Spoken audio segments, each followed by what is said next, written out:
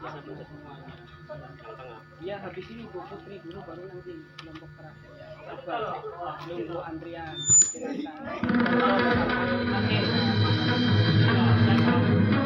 Dalam Indonesia ada kepala, dan dalam kepala itu bersemayam 6 bagian penting.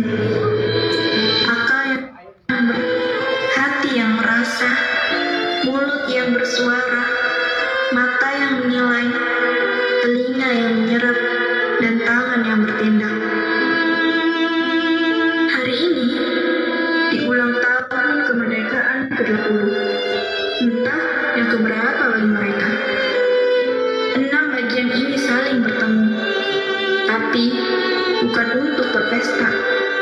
Mereka justru bertanya-tanya, apakah Indonesia benar-benar sudah merdeka? Beginilah isi kepala Indonesia hari ini. Sibuk, tapi tidak fokus.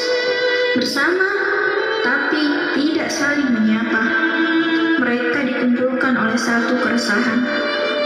Indonesia, kemana arahmu ini? Aku minta waktu sebentar, ini penting. Hari ini hari kemerdekaan, tapi aku gelisah. Banyak yang bilang kita merdeka, tapi tidak benar-benar bebas. Aku sih cuma bilang fakta. Netizen rame kok. Katanya di sini makin sulit. Lihat aja trending topik, semuanya keluhan. Aku juga dengar di radio, podcast, grup WA, katanya kalau bukan karena cinta tanah air, udah pindah negara. Dan aku melihat sendiri di luar negeri disiplin tinggi, warganya patuh aturan. Di sini lampu merah aja dilewatin. Aku nggak ngerti deh, kalian tuh ngomong mulu, lihat mulu, dengar mulu. Yang turun tangan siapa? Aku, dan aku. Tapi apa kalian nggak merasa meski kita kecewa, Indonesia tetap rumah. Aku tetap cinta, meski sering disakiti.